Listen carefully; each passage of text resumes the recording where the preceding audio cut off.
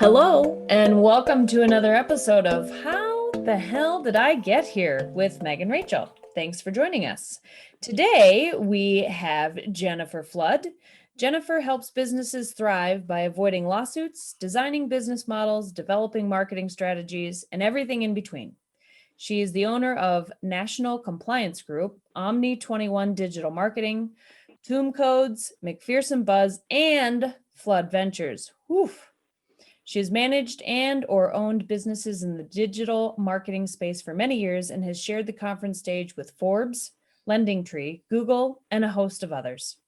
She is considered an expert in digital compliance and has developed solutions for online trademark violations, marketing compliance, and most recently, a solution for making the internet usable for people with disabilities. Hi, Jennifer. How are you today? Hey, it sounds like I'm busy with that intro, doesn't it? I'm exhausted from listening. Yeah, I know. I always think when somebody reads my intro, I'm like, who are they talking about? It's too much. It's not me. I know. I was just thinking. I was like, man, that makes me sound like I've got a lot going on. Which, in fairness, I do. But yeah, it's fun stuff.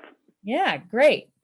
Tell us a little bit in all of your busyness about your "how the hell did I get here" moment, good, bad, or otherwise, and how has it impacted your life? Yeah, I listened to a few of the other podcasts, and I thought to myself, do they mean like, how did I get this specific job, or how did I start running my own companies, or I guess I could speak to both of them. I think it comes at a point where you can only do so much at a current job that you're at. And I think for me, it was a natural progression of wanting to accomplish more, create my own products, and then help clients the way I thought they needed to be helped, not having to go through maybe an owner of a company or another person and get their permission to help people the way I knew they needed to be helped. So for me, it was just sort of a natural next step was to own a company. So I would say specifically what happened is I was working for a really great guy. I liked him. He gave me a lot of opportunities. I learned a lot of stuff. And then he gave me free reign to just absolutely run every part of the business for him, which gave me, as many tools as I needed to understand how to run a company from A to Z. Well, once you're in that position, the only reason you're not running it yourself is based out of fear. Like, you're just scared to be on your own.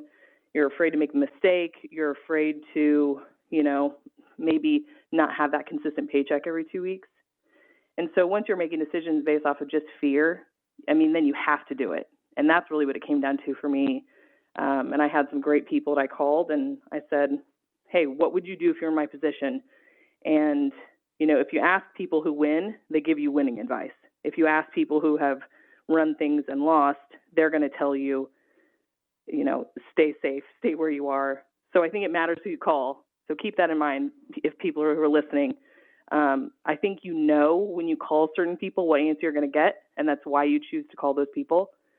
Fortunately, the guy I called gave me great advice, and I owe a lot to him. Love him to this day. Was that a really long answer to your question? Well, I want to know what advice he gave you.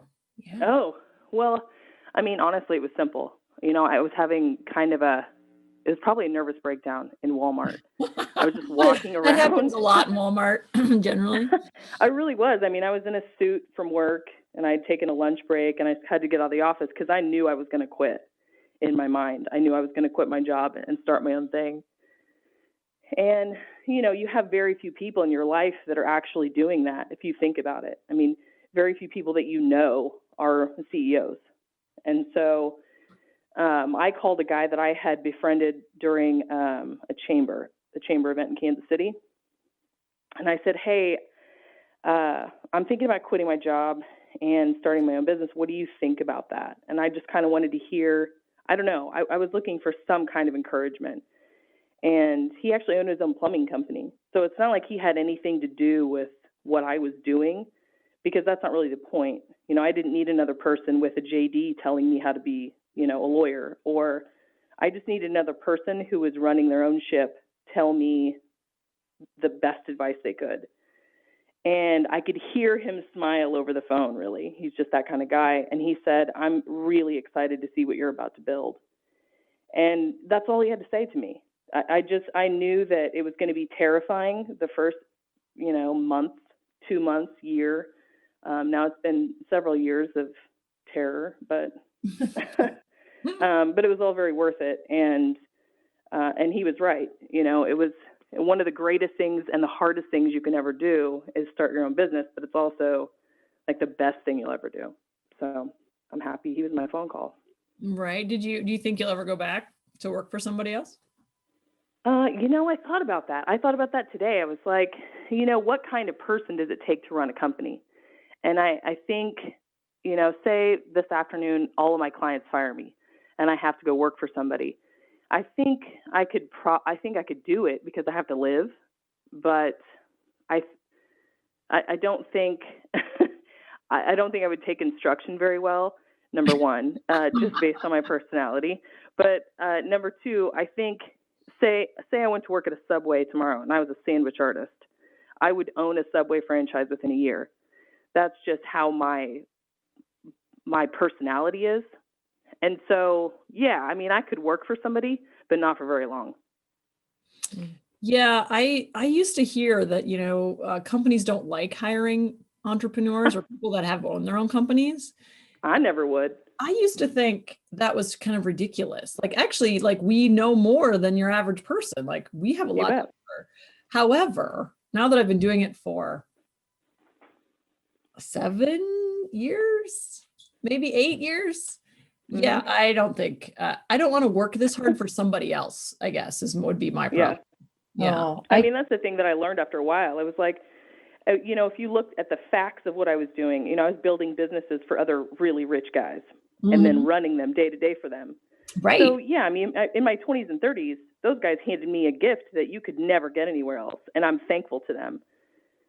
But, I'd rather be the rich guy in the office now. That's just, that's the progression of things. I could have stayed working for them my whole life and getting that paycheck every 2 weeks, but I don't function on fear. And I think people who stay in positions where they know more than the person they're working for, and they know they can do it, and they don't because, well, I've got 3 kids and I want to make sure everybody gets fed, and, I've got this mortgage, and whatever your excuse is, that's all they are.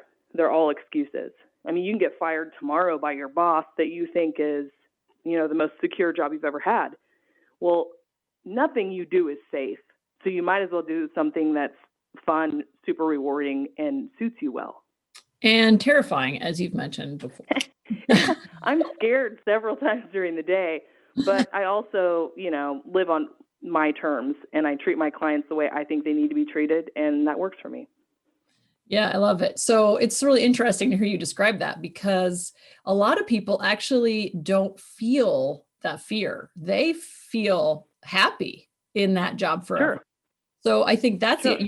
Because you're in our world, that you're an organizer, which means you're self-driven, which means you don't need permission from other people to do what you need to do. It might be scary, but you don't need in fact, if someone said you should do this, you're likely to maybe do the other thing just because you don't want to do that thing. You're not driven by what other people think. And so that was one big aha for me, is that some people they thrive in that job for the rest of their life. And so it is pretty interesting and there's nothing wrong with that at all. Right. There are some people who want to go to work and do these 54 things, and then they go home and they never think about their job again, and they go to a baseball game or whatever. That's awesome. Yeah. And there are some days when I wish I could be that person, but that's just not how I was made. I'm I'm super high strung, and I think, I don't know if people, I would wager to guess some people don't agree with me, but I think things go more smoothly if I'm in charge. That's how my brain works. That's the whole right. And not to say that other people agree with me, and that's not I'm not trying to make other people agree with me, but my brain says I can manage this problem, I can do this better, I'm going to go ahead and take care of it. And so that's how my brain works. I wish I could often do 50 things and then not think about my job for the rest of the weekend or whatever. I wouldn't know how to do that. I know. It's kind of dreamy sometimes. Yeah, I always joke Right? that I wished I was my next job I hope is just like a greeter at Walmart. Maybe not now, but Yeah, not at the moment. used to be. I was like, how great would that be to just be nice to people all day long, no matter how crummy they were to you, just like welcoming people into You'd your be place of terrible business. at that job. I know. That's why I will never I'd be have it. terrible at But that job, too. in my dream mind, like I wish I could be the person who just had that very simple job to bring joy to people's lives. On the You bet. contrary, I've been in HR and firing people for most of my career. And you're really good at that. I am. And Jennifer's really good at digital marketing and all the other amazing stuff that she does. Yes. I'm good at throwing spaghetti at the wall and hoping to die wealthy. That's all. I don't think there's anything about hope in your whole strategy. I'm sure you have it all mapped out. Yeah. Let's be honest. Organizer. Yeah. Yeah. So that's what's interesting about your story. You are, I think, our first organizer we've had on the show, which Really? which means that you're that means that you, it's not that you don't like chaos, but you like to create order out of chaos. You like to take the chaos and kind of figure out how to actually pull the things off. And, Sure. And you're self-driven, which means you don't really put a lot of weight in what other people say, or their opinion doesn't stop you from doing the thing that you want to do. And All so of this is true. it's fascinating because actually Meg is a borderline organizer, and that's very similar to how Meg is. And I have a good friend, Jen Eggers, who I've invited to be on the show. She's also an organizer and has been owning her own company and running it for a long time. So it seems like there might be a trend about hey, I got to do this the right way, and I'm going to work for myself in the organizer space. So that's very exciting. Well, you have to be. If you're not organized, I mean, who you are as a person, no matter what that is, good, bad, ugly, organized, chaotic, whatever, comes absolutely bubbling to the surface when you run your own business, because it trickles all over the place. It's reflected in your clients. It's reflected financially. I mean, it's reflected all over the place. I mean, I've had to take some tough looks in the mirror about whether I'm a good manager, whether I can manage money well. Am I organized enough? You know, there's lots of things where, you know, staring yourself in the face sucks really hard sometimes. But, you know, every year I get better at things. And then hopefully, I guess you just do that every year until you're dead. Well, there are, from experience, I can say there are less terrifying moments as you go along. I don't know if that's because you expect them. More, maybe it's because you expect them, or you become more confident that you can. It's not whatever you're being terrorized about, you know, you can handle. That's part of it too, I suppose. So yeah, that's so interesting. I think too. I had a thought when you were talking before. What was it about? You're talking about being organized enough. Yeah. Well, the question in our office is, are you organized enough? The answer is always no. Because we're much more chaos tolerant than you are, and so we suffer from lots of ideas, and then actually the organized doing is actually our challenge. So we have kind of the opposite challenge of what you face most of the time, or maybe Meg and I have opposite challenges than what you face. So it is interesting how you can be successful with lots of different models. So yeah, sure. Interesting. Well, Jennifer, we really enjoyed talking with you. Thank you so much for joining us. Yeah, thanks for having me, guys. I really appreciate it. Yeah, and for the rest of you, we'll see you the next time on the How the Hell Did I Get Here show with Meg and Rachel. Until then, lead powerfully, change the world.